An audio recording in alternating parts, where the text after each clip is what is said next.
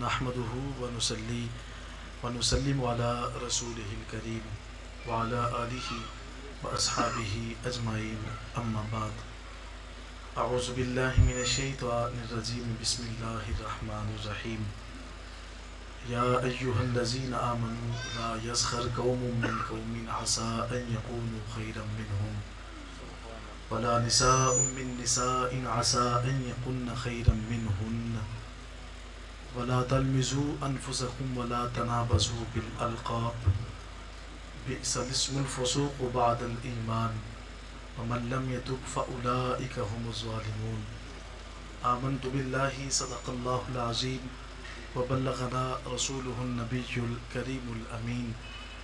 کہاں سے وہ زبان لاؤں کہ جس سے یا رسول اللہ کروں میں بیان گن تیرے تمامی یا رسول اللہ۔ محمد تو اللہ محمود دونوں حمد کے محمود دونوں کا ایک ہی معنی گرامی یا رسول اللہ۔ دہائی حسن یوسف کی بڑی مشہور دنیا میں وہاں بھی آپ کا جلوہ گرامی یا رسول اللہ۔ میرے سید رسول اللہ تیرا ایک امتی یعقوب رحمت اللہ تعالی علیہ، طلب اس کو تیری زیارت مدامی یا رسول اللہ۔ قال اللہ تبارک و تعالی فی شان حبیبہ ان اللہ و ملائکتہ یصلون علی النبی یا ایہا الذین آمنوا صلوا علیہ وسلموا تسلیما۔ الصلاۃ والسلام علیک یا سیدی یا رسول اللہ وعلی آلک و اصحابک یا سیدی یا حبیب۔ الصلاۃ والسلام علیک یا رحمۃ للعالمین وعلی آلک و اصحابک یا شفیع المذنبین۔ تمام حمد و ثنا تعریف و توصیف اللہ رب العزت کے لیے جو خالق کائنات بھی ہے اور مالک ارض و سماوات بھی۔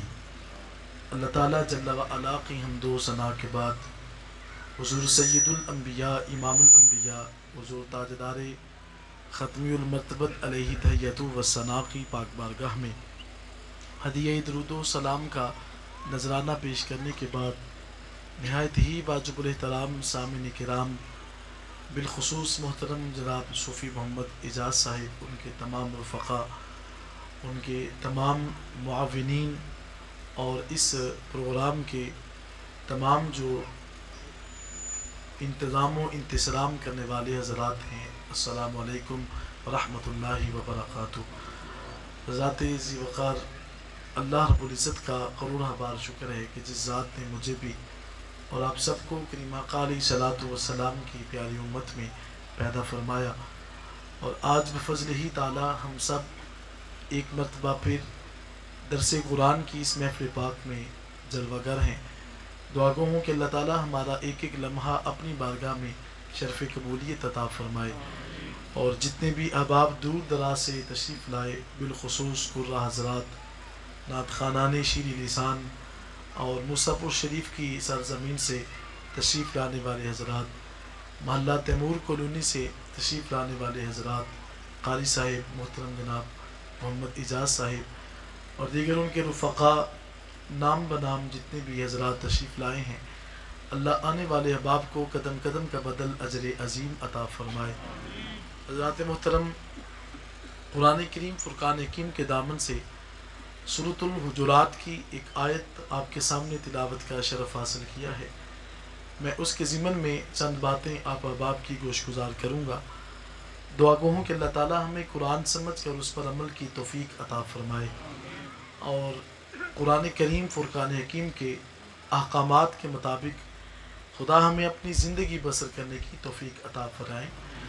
قرآن کریم فرقان حکیم میں اللہ تعالیٰ نے جا بجا مقامات پر انسانیت کو اپنی اصلاح کرنے کا حکم ارشاد فرمایا ہے، اور سورۃ الحجرات میں رب کائنات نے معاشرت کے کچھ آداب جو ہیں ان کو بیان فرمایا ہے۔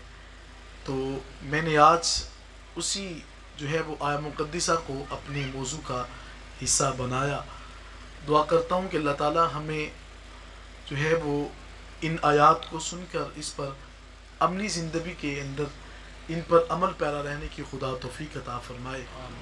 رب کائنات نے قرآن کریم فرقان حکیم میں ارشاد فرمایا یا ایھا الذین آمنوا لا یسخر قوم من قوم عسى ان یکونوا خیرا منہم، فرمایا کہ اے ایمان والو، کوئی بھی جو شخص ہے وہ اپنے آپ کو دوسرے شخص سے اچھا نہ سمجھے اور اس کا تمسخر اور مذاق نہ اڑائے۔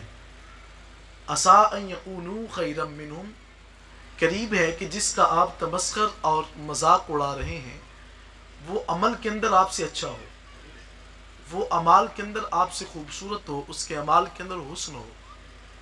ولا نساء من نساء عسى ان یکن خیرا منہن، فرمایا اور نہ ہی عورتیں ایک دوسرے کا مذاق اڑائیں، ہو سکتا ہے کہ جو خاتون کسی کا جو مذاق اڑا رہی ہے وہ عمل کے اندر اس خاتون سے اچھی ہو۔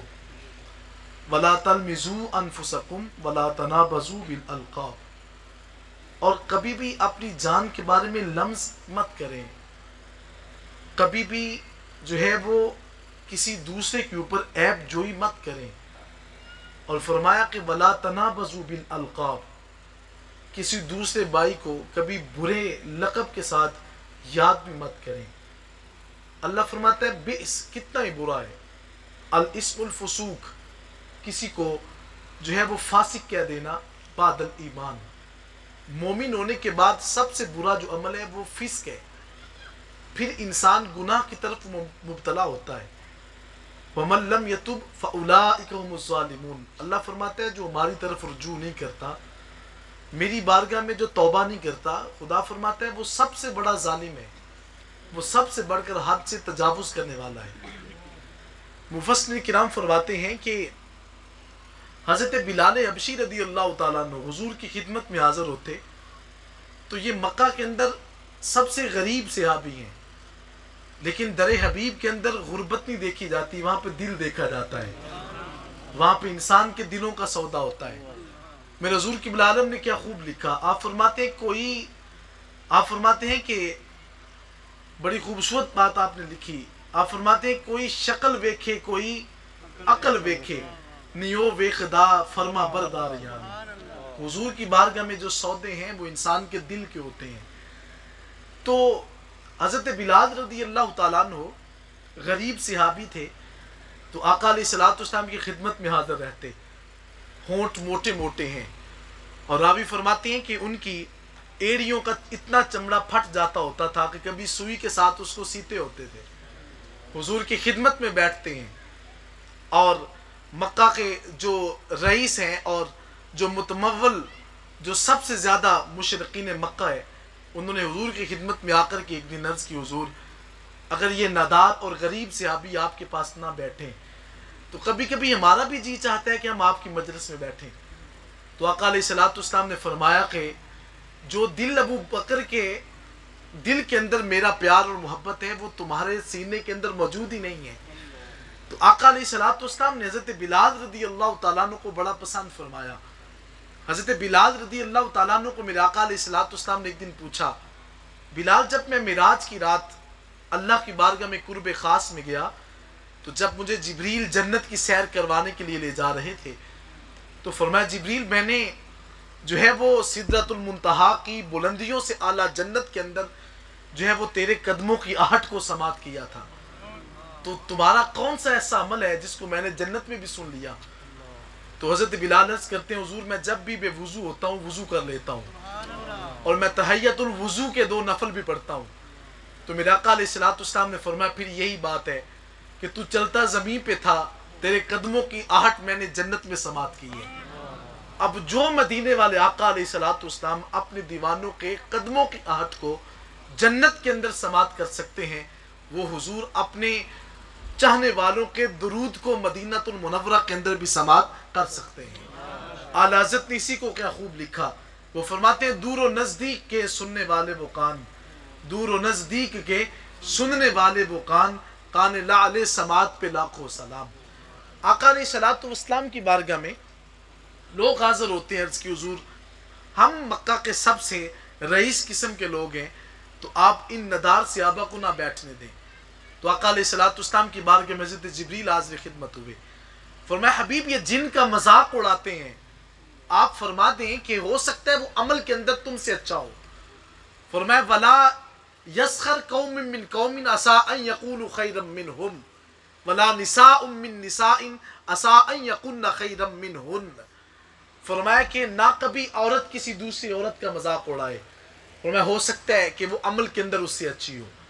آج کے بھی معاشرے کے اندر نظر دوڑائے، ہر انسان دوسرے انسان کا استہزاء کے پیچھے پڑا ہے، اس کا مذاق اڑانے کی کوشش میں ہے، اور اس کی عزت جو ہے اس کو پامال کرنے کے در پہ ہے. لیکن رب کائنات نے فرمایا ہو سکتا ہے وہ عمل میں تم سے اچھا ہو، اس کا کردار، اس کی زندگی کا ہر شعبہ جو ہے وہ تم سے کہیں بہتر ہو. تو فرمایا اگر بہترین انسان بننا ہے تو یہی تصور رکھنا ہے کہ میں نہیں بہتر، یہ بندہ مجھ سے اچھا ہے. صوفیاء فرماتے ہیں کبھی یہ زندگی میں یہ بات نہ سوچیں کہ میں اس انسان سے اچھا ہوں، بلکہ یہ کہا کریں میں نہیں اچھا، وہ بندہ مجھ سے اچھا ہے. جب آپ اس مقام کے اوپر پہنچ جائیں گے تو اللہ آپ کو بڑا عرفہ و اعلیٰ مقام عطا فرما دے گا. فرمایا کوئی خاتون اپنے آپ کو دوسرے سے اچھا نہ سمجھے. ہو سکتا ہے جس کا آپ مذاق اڑاتے ہیں وہ عمل کے اندر آپ سے اچھی ہو. حضور علیہ السلام کی زوجہ محترمہ ہیں حضرت صفیہ بنت حوی بن اخطب، آقا علیہ السلام کی زوجہ محترمہ ہیں، اور اسلام قبول کرنے سے قبل ان کا تعلق مذہب یہودیت کے ساتھ تھا.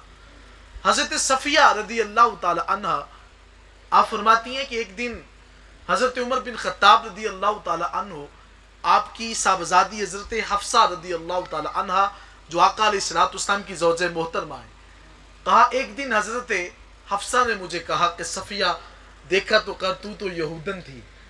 حضرت صفیہ کہتی ہیں میں رو پڑی، میری آنکھیں اشک بار ہو گئیں کہ آج مجھے اتنا بڑا لفظ کبھی کسی نے پہلے نہیں کہا تھا، آج مجھے حفصہ نے یہ کیسی بات کر دی.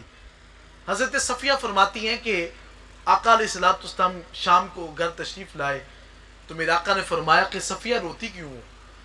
عرض کی حضور میں روتی اس لیے ہوں کہ آج مجھے حفصہ نے یہودن کہا ہے.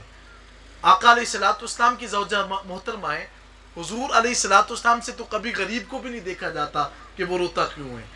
تو اعلیٰ حضرت نے اسی لیے لکھا کہ جس کی تسکین سے روتے ہوئے ہنس پڑے، جس کی تسکین سے روتے ہوئے ہنس پڑے، اس تبسم کی عادت پہ لاکھوں سلام. آقا علیہ السلام فرماتے ہیں صفیہ کیوں روتی ہو؟ عرض کی کہ حضور مجھے آج حفصہ نے جو ہے وہ یہودن کہا ہے، میرے دل کے اوپر بڑا رنج گزرا ہے. آقا علیہ السلام نے فرمایا کہ میں ابھی حفصہ سے پوچھتا ہوں کہ اس نے ایسی نازیبہ حرکت کیوں کی. حضرت حفصہ رضی اللہ تعالی عنہ سے پوچھا گیا کہ حفصہ تو نے ایسی بات کیوں کی جس سے صفیہ کا دل دکھا ہے؟ آقا علیہ السلام کی زوجہ محترمہ فرماتی ہیں حضور میرے لبوں پہ یہ بات جاری ہو گئی، میں چاہتی نہیں تھی کہ اس کا دل توڑا جائے. تو میرا آقا علیہ السلام نے فرمایا صفیہ کے بارے میں اے حفصہ تو نہیں جانتی کہ تو نے اس کا دل کتنا توڑا ہے. فرمایا اگر تیرے ان کلموں کو اٹھا کر، ان لفظوں کو اٹھا کر میں سمندر کے اندر رکھ دوں تو سمندر کا سارا پانی کڑوا ہو جائے گا. تو نے تو صفیہ کا دل توڑ دیا. فرمایا اب تجھے اس سے معافی طلب کرنی ہوگی. حضرت صفیہ رضی اللہ تعالی عنہ آپ کی بارگاہ میں حضرت حفصہ عرض کرتی ہیں کہ اگرچہ میں عمر بن خطاب کی بیٹی ہوں لیکن آج حضور علیہ السلام نے مجھے حکم دیا ہے کہ تو نے صفیہ کا دل توڑا، آج تجھے صفیہ سے معذرت کرنی ہوگی. ہم تو دیکھیں ہم کتنے بندے ہیں جن کا روز دل توڑتے ہیں اور ہم فوراً کہہ دیتے ہیں کہ ہم نے کون سی بڑی بات کی ہے. تو فرمایا کہ کبھی کسی عورت کو بھی یہ حکم ہوا کہ وہ اپنے عمل کے اندر دوسری عورت کو اپنے سے کم نہ سمجھے. ہو سکتا ہے کہ وہ کردار کے اندر اس سے اچھی ہو اور اس کا عمل جو ہے اس سے بڑا خوبصورت ہو، اور جو انسان اس عمل کے اوپر اپنی زندگی کو بسر کرتا ہے اس کو حقیقی معنی میں اپنی زندگی بسر کرنے کا لطف محسوس ہوتا ہے. تو حضرت محترم میں بات کر رہا تھا، فرمایا کہ کوئی مرد جو ہے اپنے آپ کو دوسرے مرد سے اچھا نہ سمجھے. فرمایا ہو سکتا ہے وہ عمل کے اندر اس سے اچھا ہو، اور کوئی عورت دوسری عورت کو جو ہے اپنے سے عمل کے اندر کم نہ سمجھے. ہو سکتا ہے کہ اس کے اعمال بڑے خوبصورت ہوں. حضرت محترم عمل کے اندر انسان کو جو ہے وہ حسن پیدا کرنے کا اللہ تعالیٰ نے حکم ارشاد فرمایا ہے. انسان بہت سے عمل ایسے ہیں جن کی بنا کے اوپر انسان ایک دوسرے کے ساتھ جو ہے وہ رنجیدہ ہو جاتا ہے اور اس کے حوالے سے مختلف طریقوں سے وہ سوچنا شروع کر دیتا ہے. حضرت ابو ہریرہ رضی اللہ تعالیٰ عنہ سے مروی حدیث مبارک ہے، حضور علیہ الصلوۃ والسلام نے فرمایا کہ لا تحاسدوا، کبھی کسی کا حسد نہ کیا کریں۔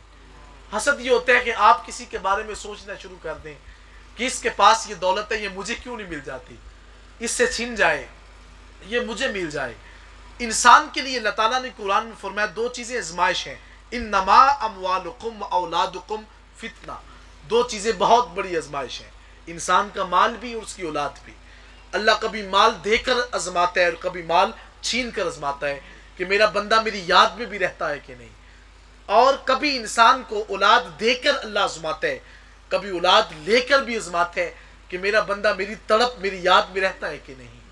تو ذات ذی وقار ان تمام معاملات کے اندر ہم نے اللہ اور اس کے رسول صلی اللہ علیہ وآلہ وسلم کی شریعت کے مطابق اپنی زندگی کو بسر کرنا ہے۔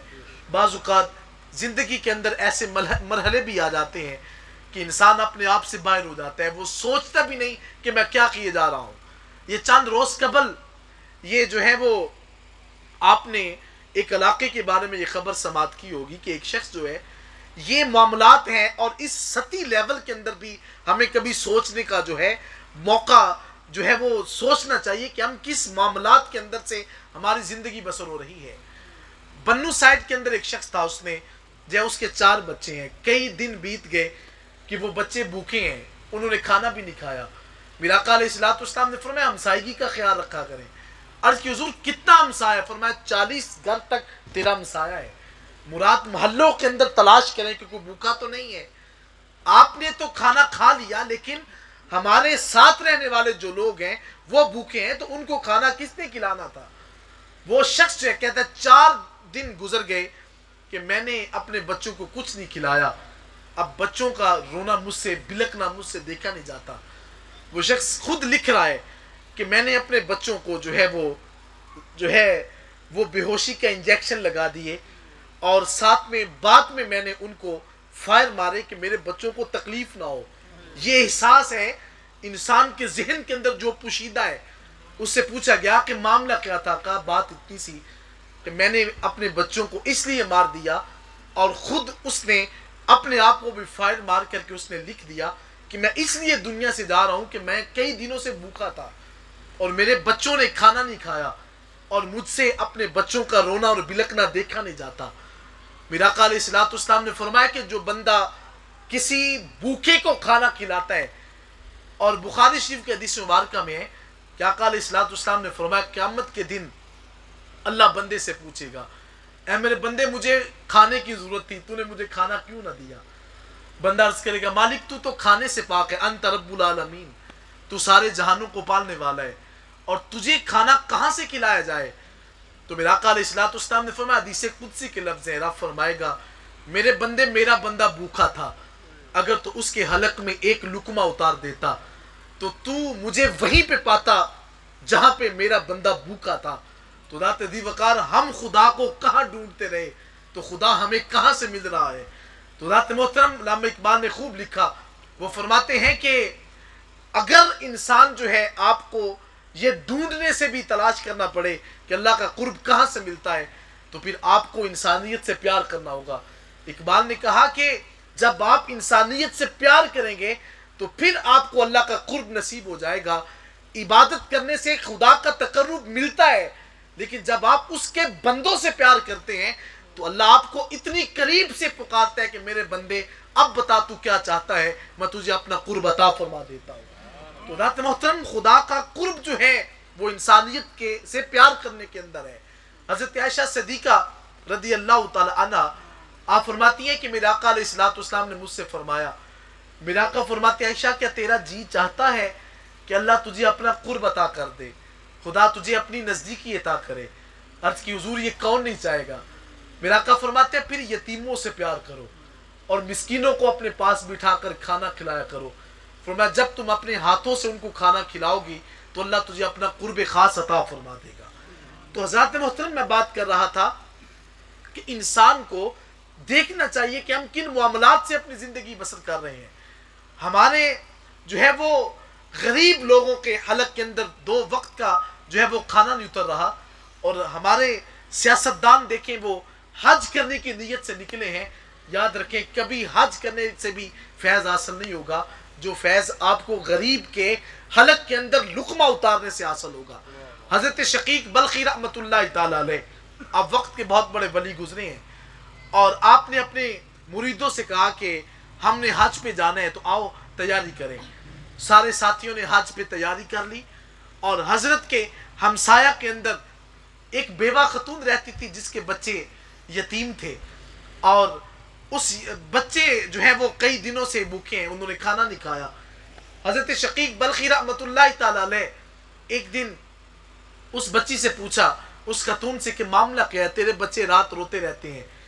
کہا کہ اللہ کے بزرگ کئی دن ہو گئے بچے بھوکے ہیں، اور آج صبح میں نے جو ہے وہ ایک جگہ پہ جانے کا ارادہ کیا، اور سامنے سے میں نے آتے ہوئے ایک مرا ہوا گدھا دیکھا، میرے جی میں آیا کہ میں اس کے جسم کا ایک ٹکڑا لے جاؤں اور جا کر کے اپنے بچوں کو کھلاؤں، اور ان کا جی بھرے گا اور بچوں کا رونا ختم ہو جائے گا۔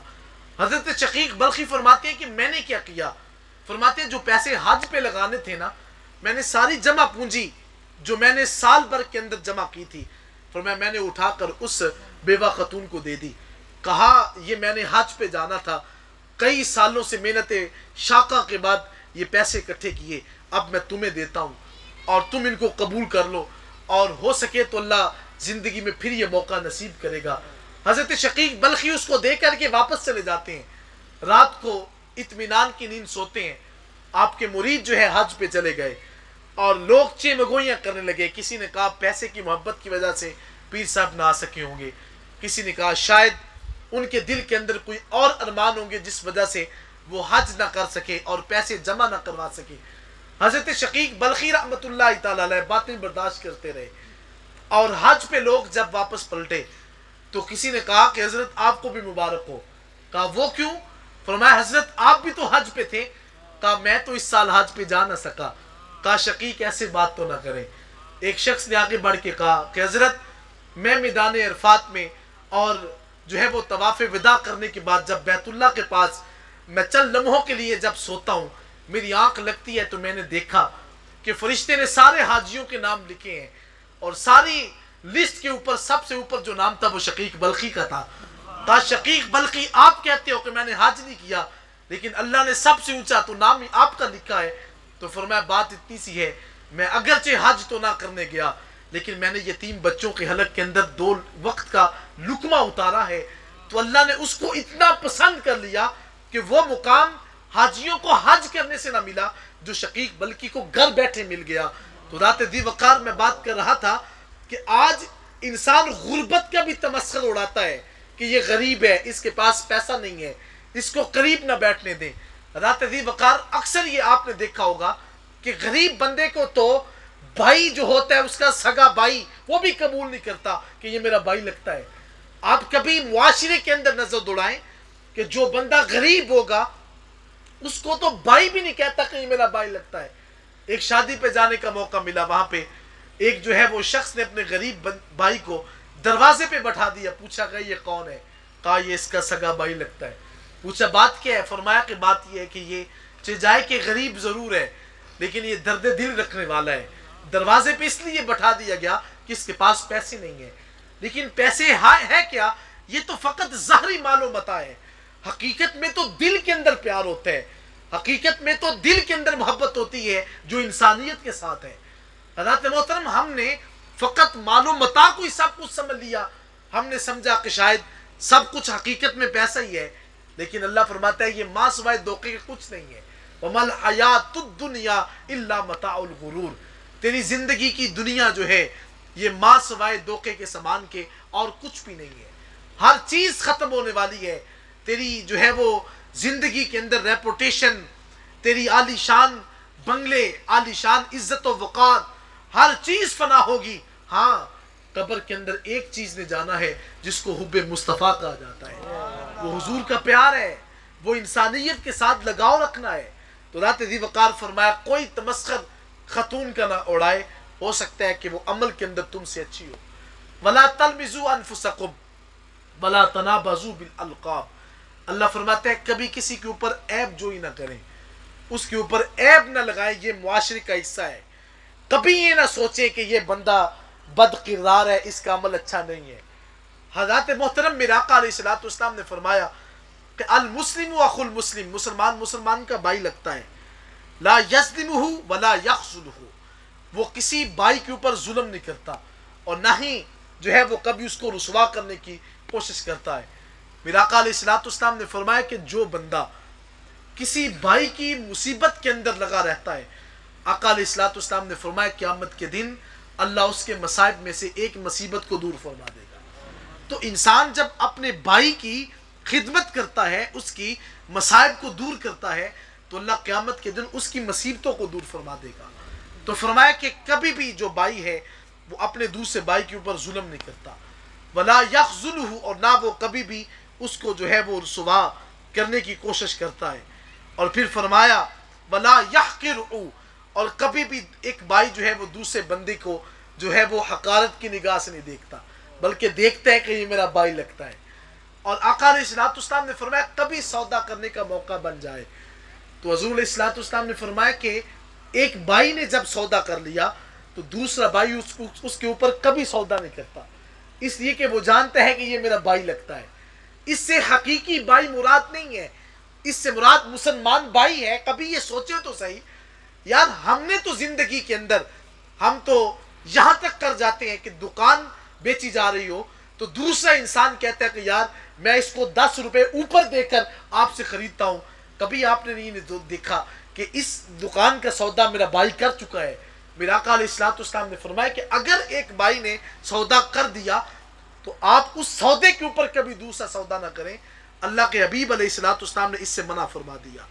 اور پھر حضور علیہ الصلوۃ والسلام نے فرمایا کہ کل المسلم علی المسلم حرام دمہ ومالہ وعرضہ، ایک مسلمان کا مال، اس کی عزت اور آبرو اور اس کی جان دوسرے مسلمان کے اوپر حرام ہوتی ہے۔ آپ کسی مسلمان بھائی کی طرف انگلی نہیں اٹھا سکتے، اس کی طرف ہاتھ نہیں کر سکتے۔ اسلام کا قانون یہ ہے کہ جب آپ کسی انسان کی طرف ہاتھ اٹھاتے ہیں تو اس کا بدلہ جو ہے اسی کے مطابق دیا جائے گا۔ یہ حضور علیہ الصلوۃ والسلام کی شریعت ہے۔ حضرت عیسیٰ علیہ السلام کی شریعت میں تھا کہ اگر کوئی شخص ایک منہ کے اوپر تھپڑ مارتا ہے تو آپ اس کی طرف دوسرا جو ہے وہ رخسار کر دیں کہ ادھر بھی تھپڑ مارو۔ یہ حضرت عیسیٰ علیہ السلام کی شریعت میں تو تھا، لیکن حضور علیہ الصلوۃ والسلام کی شریعت میں یہ نہیں ہے۔ فرمایا اگر کوئی شخص جو ہے تمہارا دانت بھی توڑتا ہے تو اس دانت کا بدلہ دانت کے ساتھ ہوگا، ہاتھ کا بدل ہاتھ کے ساتھ ہوگا، آنکھ کا بدل آنکھ کے ساتھ ہوگا۔ تو فرمایا کہ یہ وقار اور عزت دے دی گئی کہ مسلمان کا خون بھی تمہارے اوپر حرام ہے، اس کی عزت اور آبرو کا بھی تم نے پاس رکھنا ہوگا اور اس کی مال کی بھی تم نے حفاظت کرنی ہوگی۔ آقا علیہ الصلوۃ والسلام نے فرمایا کہ جو انسان کسی دوسرے مسلمان بھائی کا مال چرانے کی کوشش کرتا ہے تو یہ سمجھ لیں کہ اس کے لیے ایک ایک اس کا جو لقمہ ہوتا ہے وہ حرام کا ہوتا ہے۔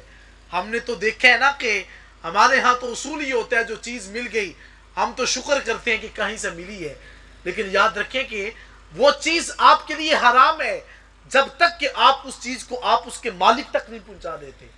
تو آقا علیہ الصلوۃ والسلام نے فرمایا مال، اس کی عزت اور آبرو، اس کے محافظ آپ خود ہیں۔ گلی بازار کے اندر چلنے والی خواتین جو ہیں ان کی عزت کے محافظ ہم مسلمان ہیں۔ اگر ہماری مائیں، ہماری بچیاں اور ہماری بیٹیاں جو ہے ہماری نظروں سے جو ہے وہ بچنے والی نہیں ہے تو پھر ہم کیسے مسلمان ہیں؟ علامہ اقبال نے کہا تھا کہ خیرت نے کہہ بھی دیا لا الہ تو کیا حاصل، دل و نگاہ مسلمان نہیں تو کچھ بھی نہیں۔ ہمیں اپنے کردار کو صحیح کرنا ہوگا، ہمیں اپنی زندگی کے اندر اس بات کو اتارنا ہوگا کہ ہم نے مدینے والے آقا علیہ الصلوۃ والسلام کا کلمہ پڑھا ہے، ہم نے آقا علیہ الصلوۃ والسلام کی شریعت کے مطابق اپنی زندگی کو بسر کرنا ہے۔ گلی میں گزرنے والی بیٹی آپ کی ماں لگتی ہے، آپ کی بہن لگتی ہے اور اس کے ساتھ آپ کا رشتہ اخوت کہلاتا ہے۔ تو ذات ذی وقار اگر آپ کے دل کے اندر یہ حیا پیدا نہیں ہوتی تو آپ اس اصول کے جو ہے وہ اپوزٹ و متضاد اپنی زندگی کو بسر کریں گے۔ فرمایا کہ انسان کا مال، اس کی عزت اور آبرو اور اس کی جان جو ہے وہ دوسرے مسلمان کے اوپر حرام ہے۔ آپ کسی کی طرف انگلی نہیں اٹھا سکتے، کیوں؟ اس لیے کہ وہ مسلمان ہے، اس نے اپنی زندگی کو کلمہ پڑھ کے محفوظ کر لیا۔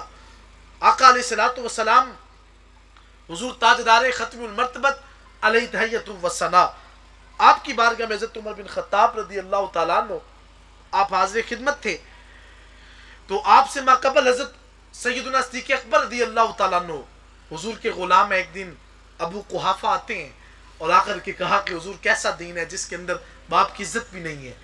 میرا آقا علیہ الصلوۃ والسلام نے فرمایا ابو قحافہ بات کی، ابھی اسلام قبول نہیں کیا تھا۔ عرض کی کہ مجھے ابو بکر نے مارا ہے۔ حضرت صدیق اکبر سے پوچھا کیوں مارا ہے؟ کہا حضور بات یہ ہے کہ اس نے آپ کے بارے میں نزیبہ لفظ بولے تھے، میرے ہاتھ میں اس وقت تلوار نہیں تھی، نہیں تو میں اس کے جسم کے ٹکڑے ٹکڑے کر دیتا۔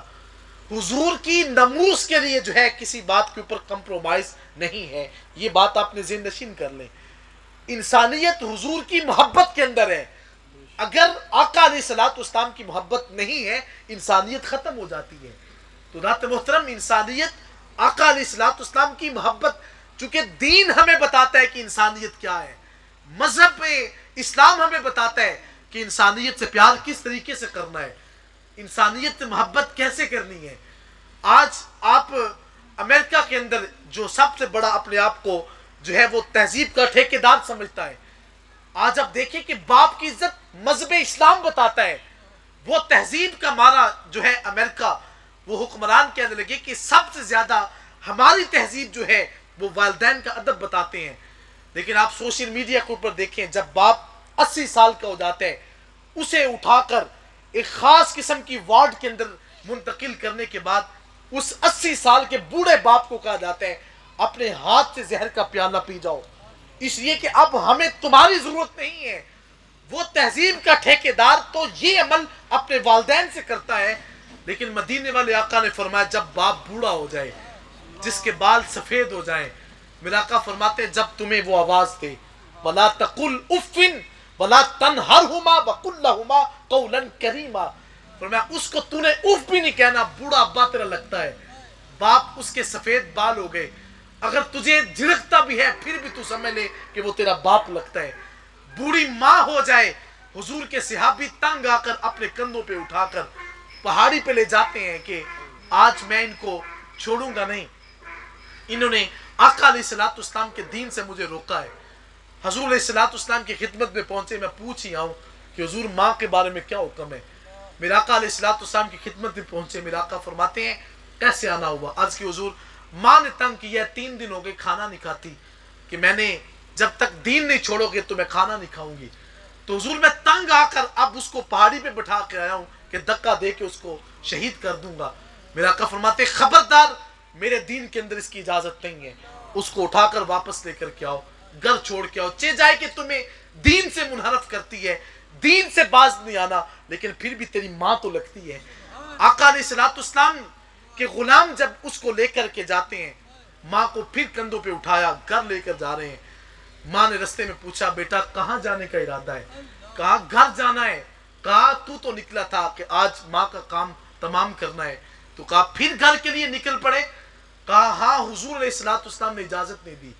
آقا علیہ الصلوۃ والسلام نے فرمایا کہ جیسی بھی ہے بوڑھی ماں تیری ماں ضرور لگتی ہے، کہا اس کو مارا نہیں جائے گا، اس کو اپنے گھر لے کر کے جاؤ۔ ماں نے کہا بیٹا اگرچہ میں نے حضور کا کلمہ نہیں پڑھا، لیکن اب تو مجھے گھر نہ لے کر کے جا، اب مجھے اس در لے کر جا جس حبیب نے مجھے دوبارہ زندگی بخشی ہے۔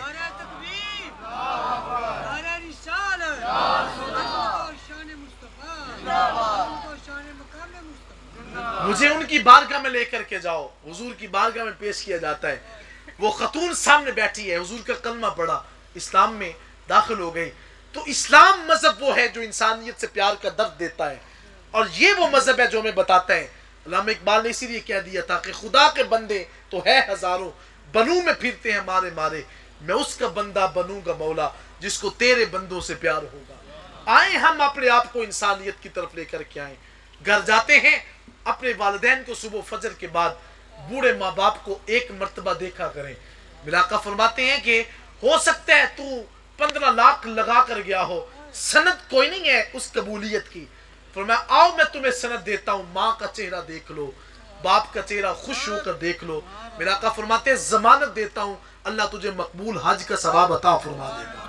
تو ذات ذی وقار آئیں، معاشرے کو، ماحول کو بدلیں، والدین کے چہروں کو دیکھیں، ان کے جو ہے وہ قدموں کے اوپر کبھی ہاتھ رکھ کر پوچھیں کہ تمہاری کیفیت کیسی ہے. جب وہ آپ کو کہہ دیں گے کہ میں تم سے راضی ہوں تو سمجھیں اللہ کا قرب نصیب ہو جائے گا. میرے حضور قبلہ عالم تاجدار ہیبت پوری علی رحمہ فرماتے تھے کہ میرا مرید ہونے سے قبل پہلے اپنے والدین سے پوچھیں کہ وہ بھی راضی ہیں کہ نہیں. سب سے بڑا شیخ آپ کا آپ کے والدین ہیں، ان کی قدم بوسی کریں، ان کے ہاتھ چومیں، آپ کو اللہ کا قرب نصیب ہو جائے گا.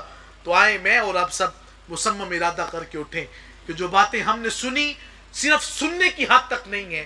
ذات ذی وقار میں تو اپنے بچوں سے بھی طلباء سے بھی کہتا ہوں کہ آپ جو ہے وہ زندگی یکسر بدلنے کی ضرورت ہے. اب زمانہ جو ہے وہ لوگ بدل چکے ہیں، اب باتیں زیادہ ہیں عمل کم ہے. لیکن ہم نے یہ ثابت کرنا ہے کہ ہم اگرچہ باتیں کم ہیں لیکن عمل کے میدان کے اندر ہم اپنے آپ کو آگے لے کر کے نکلیں گے. آپ اب میرے ساتھ اس وعدہ کے ساتھ جو ہے وہ آج مصمم ارادہ کریں کہ جو ہم نے بات سنی اس پر ہم اپنے آپ کو کاربند رکھیں گے. اللہ میری اور آپ کی حاضری کو شرف قبولیت عطا فرمائے، آنے والے احباب کو خدا اجر عظیم عطا فرمائے. وآخر دعوانا ان الحمدللہ رب العالمین. اللہم صلی علی سیدنا مولانا محمد النبی الامی وعلی آلہ اصحابہ وبارک وسلم. قل حسبی اللہ نعم الوکیل نعم المولا ونعم النصیر لا تقنطوا من رحمت اللہ یا اللہ یا رحمان یا رحیم ان رحمت اللہ قریب من المحسنین. یا رب العالمین آج کا یہ پیارا درس قرآن کا جو ماہانہ تیسری اتوار کو جو پروگرام منعقد ہوتا تھا، آج ہم نے اس کو جو ہے وہ مکمل کیا. مالک اپنی بارگاہ میں شرف قبولیت عطا فرما. اس تمام حاضری کا ثواب حضور سید الانبیاء علیہ السلام کی بارگاہ میں آج کے اس بزم کا ثواب پیش کر دیا، قبول و منظور فرما. یا رب العالمین آج کے اس پروگرام کے صدقے سے جتنے بھی احباب تشریف لائے اور بالخصوص حضور قبلہ عالم تاجدار ہیبت پوری علیہ رحمہ آپ کی بارگاہ میں اور آپ کے خانوادہ کے اندر جتنے بھی اولیاء کاملین اس دنیا فانی سے رحلت فرما گئے، آپ کے خلفاء تمام کو آج کی اس محفل پاک کا ثواب پیش کر دیا، قبول و منظور فرما. مالک و مولا اس محلہ کی قبرستان میں جتنے بھی مدفن ہیں تمام کی ارواح کو اس کا ثواب پیش کر دیا، قبول و منظور فرما. جتنے بھی علماء کرام جو میرے سر کے تاج ہیں مالک تشریف لائے، آنے والے احباب کو قدم قدم کا بدل اجر عظیم عطا فرما. مالک مولا ان احباب کے علم میں، عمل میں، زہد و تقوی میں مزید برکات عطا فرما. جو باتیں ہم نے سماعت کی، خواتین نے باتیں سماعت کی، مالک مولا ان باتوں پر کاربند رہنے کی توفیق عطا فرما. اہل محلہ کو محترم جناب صوفی اجاز صاحب، ان کے تمام رفقا جو گرمی کی شدت کے اندر جنہوں نے مالک محنت کی، مشقت کی، یا رب العالمین انہیں ایک ایک لمحہ، ایک ایک منٹ کا ثواب اجر عظیم عطا فرما. یا رب العالمین ان کی زندگیوں میں برکات عطا فرما، ان کی زندگی کے اندر خوشحالی عطا فرما. محترم جناب صوفی اجاز صاحب، ان کے رفقا محترم جناب محمد وقاص صاحب، ان کی امی جان کو بھی آج کے اس بزم کا ثواب پیش کر دیا، قبول و منظور فرما. یا رب العالمین محترم جناب بھائی جان اجاز صاحب وہ بھی تشریف لائے، علامہ محمد امتیاز صاحب وہ بھی تشریف لائے. یا رب العالمین موسیٰ پور شریف سے علامہ حافظ امیر حمزہ صاحب، ان کے رفقا تمام تشریف لائے. مالک و مولا نام بنام جتنے بھی احباب کھڑے ہیں کثیر تعداد میں بڑی محبت کے ساتھ تشریف لائے ہیں. مالک تیرے پاک کلام کو سمجھنا مقصد ہے، الہی سمجھ کر عمل کرنا مقصد ہے. مالک یہاں تک آنا ہمارا کام ہے، ہمارے دلوں کے اندر اس قرآن کا اتارنا تیرا کام ہے. حضور علیہ السلام کے پاک نام کا صدقہ الہی ہمیں قرآن کریم کی ایک ایک آیت پر اپنی زندگی کے جو ہے لمحات بسر کرنے کی توفیق عطا فرما. مالک اتنی زندگی عطا فرما کہ ہم قرآن کریم کو سمجھ سکیں اور اس پر عمل کر سکیں. مالک ہمارے حکمران کو ہدایت عطا فرما. یا رب العالمین ہمارے ملک میں نظام مصطفیٰ صلی اللہ علیہ وسلم کا نفاذ عطا فرما. یا رب العالمین آج کی اس بزم کا ثواب امیر المجاہدین بابا جی خادم حسین رضوی صاحب رحمۃ اللہ تعالیٰ علیہ آپ کی بارگاہ میں اس کا ثواب بھی پیش کر دیا، قبول و منظور فرما. میں سو جاؤں یا مصطفیٰ کہتے کہتے، کھلے آنکھ صلی اللہ کہتے کہتے، بحرمتی کا یا سید المرسلین اجمعین برحمتی کا یا ارحم الراحمین.